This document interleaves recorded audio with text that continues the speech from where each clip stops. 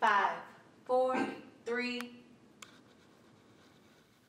Joe called me and told me his daughter is starving. Hashim is about to study law at Harvard. Can y'all see the middle ground that I'm dealing with? My vehicle is my gift. I'm abusing a dealership. My mother's still ill. Fucking with them dope boys and coke boys. I told God I wish they wouldn't deal her shit. That's like asking Mayweather to turn the money down. That's like asking Mayweather to turn the Sonny down. That's like me turning down a chick with good sex and intellect with a complexion that's, oh my sweet Jesus, honey brown. With sweet almond kisses, I'm talking amaretto. I got my English degree, but all my friends still ghetto. In this race of life, we keep the ones and keep the bronze. Give me all the $100 bills and the gold medals. And to protect myself, a full metal jacket. They gonna try to kill me, I'm dodging these metal ratchets. I'm trying to stand tall, I ain't worried about no damn fall. My overdose on confidence gonna make me the man, y'all. I try to tell my grandmother, she think it's senseless talking. Google gaga like when a baby first started walking. Then he get older than them Tims start talking and them Rams start talking. Girls calling his phone, that's them sins that's talking. But I'm spitting real from the core. No one can damage my extra seal, my resilient velour. There's this girl that I like, we have so much in store. But God, why can't I back away from these dry, thirsty whores? Give me some smart water, I'm dumb and I'm thirsty, Lord. The devil shows me no leeway or no mercy, Lord. I'm about to shake and roll the dice onto the Jumanji board. I just need to escape, I just need some love. I just need some hugs, I just need some drugs. I just need some ache, Raheem, I need you, Doug. I just need a cake to save the good girl that my mother was before she loved the drugs, before she fucked with fuzz. When it was me and Avon, just the both of us, ducking granny ass whippings. We was kosher cuz we used to be airheads, but now we culture cuz. I just wanna buy granny a comfy sofa cuz, the one like Oprah got. One day I'ma buy granny a spot bigger than Oprah's yacht. This potent poetry, I call it my potent shot. God, give me a shot of Ciroc and that fame. One day this entire world gonna know my damn name. Look how far we done came from the whips and the chains and the stains on our t-shirts. I will always be first. I stay in my own lane. Never will I second that. My soul is where the gold is. So that's a bet where I'm resting at. Thank you.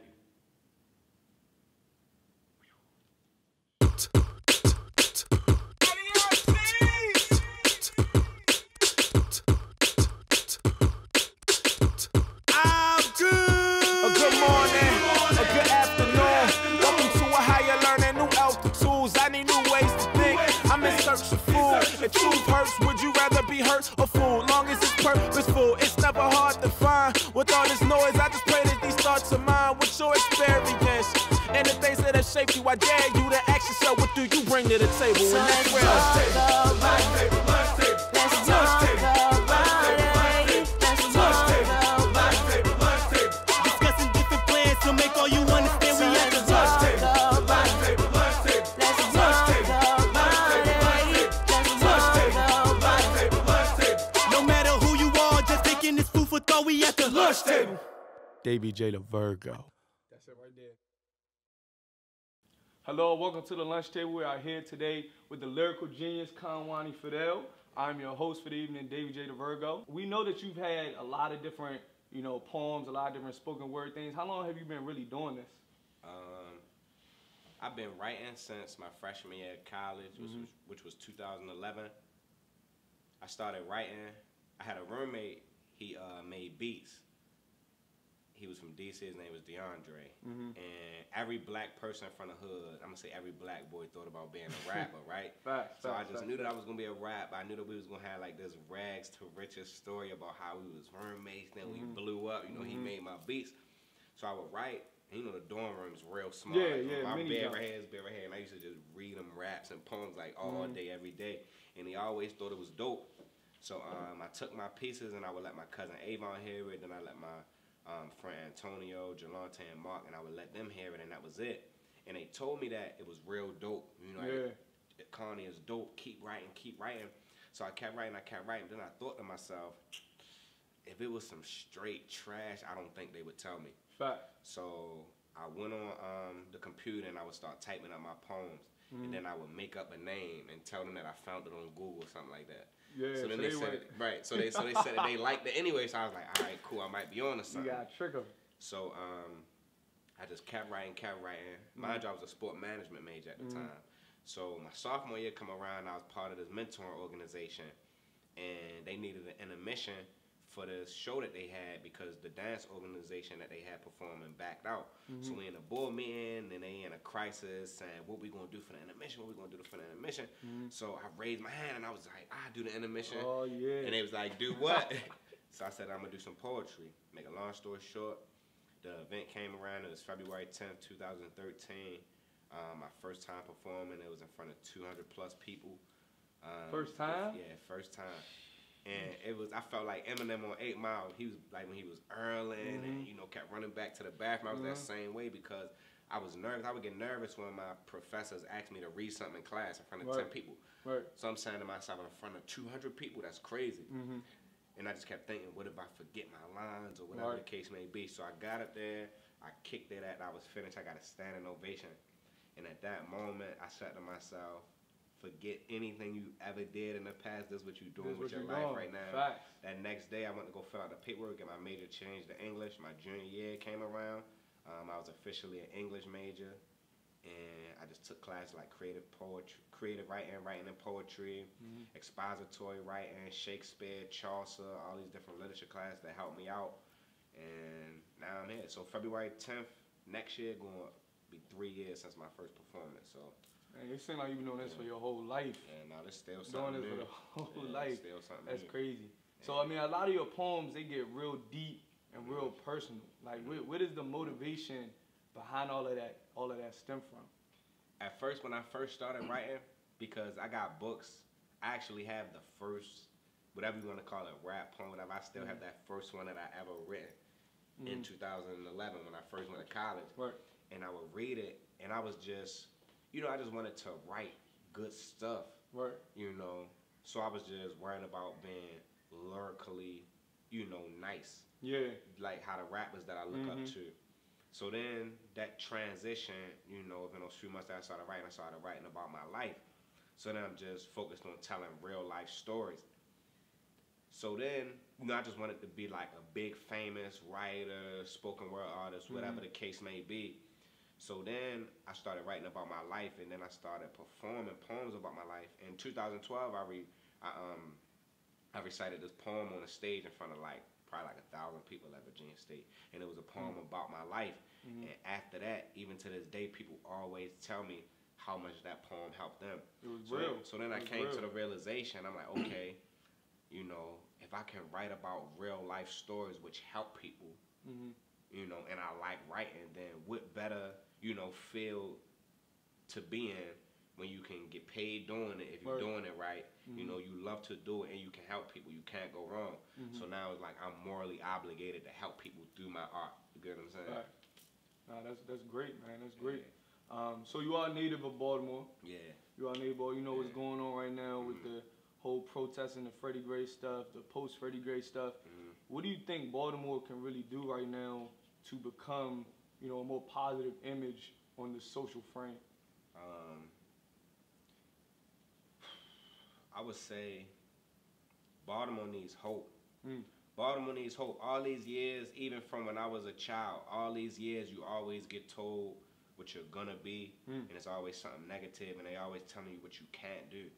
You know, and even the old heads, they get caught up in that, you know, because they broke, they poor, they down and out, they miserable, and they saying, you know, the white man ain't got nothing for us, you know, and that discouraged kids. Right. You know, but people don't know that the only thing stronger than fear is hope.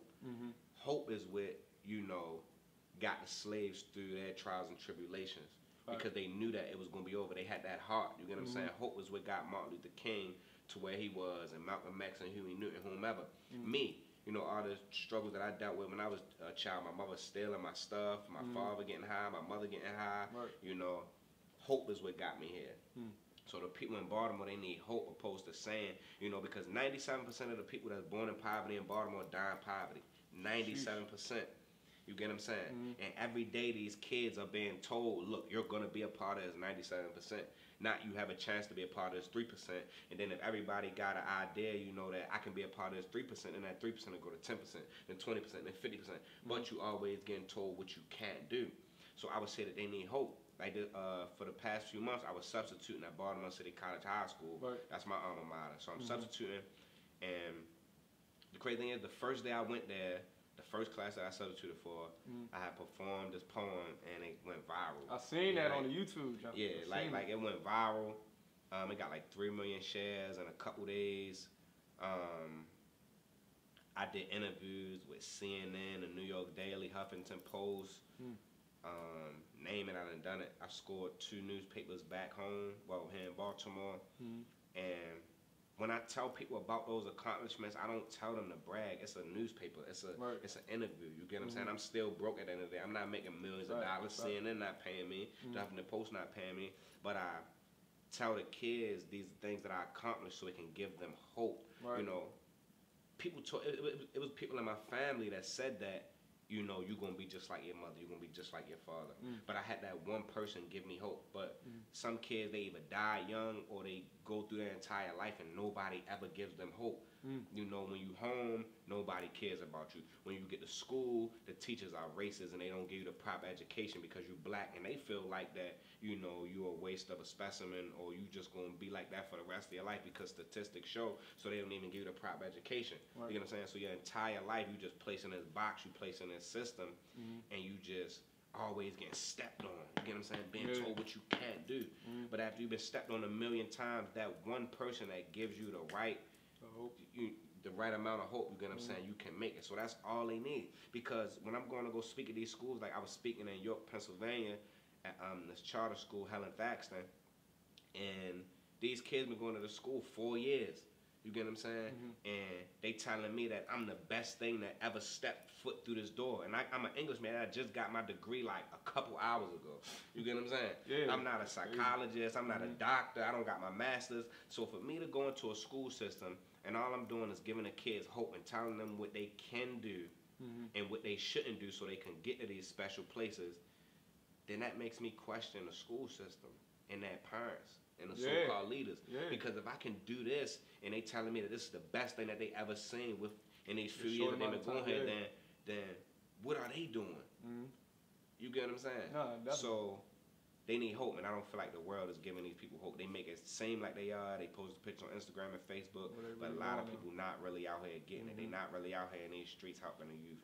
So I feel like at the end of the day, that's what they need, hope, and that's what I'm giving them. I'm giving them hope. That's why every piece of success that I touch, every interview that I do, every newspaper I get in, every article I'm featured on, I always show them like, look, this can be you, because this wasn't always me. Facts. So, I mean, what can you tell someone, you know, that is down on hope right now, that just, you know, that just wants to pursue their passion just like you do, and has just been let down and just in a down streak right now? What can you tell them to, you know, better prepare them for what's next? I would just tell them never to give up. Never to give up, because if I would have gave up, I wouldn't have went to college, I wouldn't have graduated from college, I wouldn't be the person that I am today if I would have gave up. No successful person in this world would have been where they are if they gave up. You know, so a lot of people don't know what they want to do with their lives, but that's okay, because a lot of people don't have it figured out until they're 30. So the people who are in their teens and in their early 20s who do have it figured out like myself, then we a blessing. Because a lot of people, they BS in their 20s and they say, oh, you know, I meet people every day that say, oh, you only 22, you a baby. You know, when you doing all this, and you know what you do. During my 20s, I was just drinking, partying, and don't get me wrong, I do those things, but I still got my mind set on a mission. You know, so I would tell those people to never give up. No matter how depressed you get, no matter how suicidal you feel, no matter how much you feel like the world is against you, just never give up. I don't care if you cry every night. I don't care how much you want to give up, just don't. Because it's time, I'm 22 years old, I'm a man, and I still cry. You get what I'm saying? I still go through things with my family and my friends and my craft and my business. You know, when stuff moving slow and I feel like I'm not being productive, you know, I get depressed, and then I sit to myself and I think, you know, like, is this really my life? You know, am I really gonna be a poet? Am I really gonna be, you know, one of the best authors of this generation? And I start to question my own existence and the things that I'm doing. But then I got snap out of it like, nah, you tripping. You know what you're here for, you get what I'm saying? Then you always got to think back to your reason why. No matter what you're doing in life, everybody needs a why. a reason why they're doing it. You know, my reason is my grandmother. So every time I walk in my house, I still stay with my grandmother. So every time I go in the house and, you know, I see her sad and miserable and down and out, that gives me that hunger to want to do more, even if I don't want to.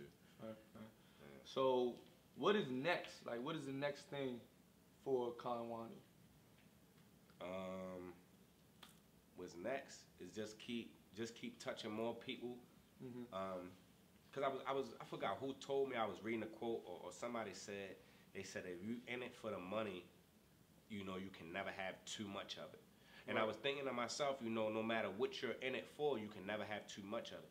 And mine is reaching people, mine is impacting the world. So I feel like I can never reach too many people. Like, okay, I reached 1 million today, so you know what, I'm done. So my mission is to just keep touching more and more people. And like I told myself, I said, look, when you go back to Baltimore, when you graduate Virginia State, that's what I told myself this summer. I said, when you go back, you're going to take your city over. And I was performing every day, like literally Monday through Sunday. Some days it was 2 times a day, some days it was 3 times a day.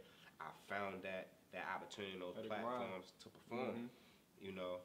So, and I used to tell myself, I just want at least one new person to find out about you a day. That's 365 people a year. And that's just thinking of smaller terms. So I had that mindset, and then you know, I went viral, 1 million views here, 20,000 views here, 350,000 views here. You get what I'm saying? So my main thing is just keep creating dope art that's gonna help people, hopefully change some lives, reach more people, reach the masses. You know, I wanna be that person that people go to for answers, because I feel like I can help a lot of people. Even though I'm 22, I'm still searching for my own answers. But I still feel like I can help a lot of people. So I just wanna keep creating more. I'm actually working on 2 books right now. I'm releasing a collection of essays. I'm trying to have that out by February, but it's kind of looking slow, so it might be a little bit after that. I'm also working on a memoir. I just released a poem, put it on iTunes. It's on iTunes, Google Play, Amazon, Spotify. It's called what's the name of it? It's called The Coldest Winter in America. You can get that, for 99 cents. Real dope. Yeah, and that's pretty much it. Like the mindset I had when I first came out from school, just keep performing, keep hitting people, you know, with the real. Definitely, man. Well, I appreciate it, brother. Most definitely, man. Thanks for having me, bro. Having me at lunch table. Let's talk about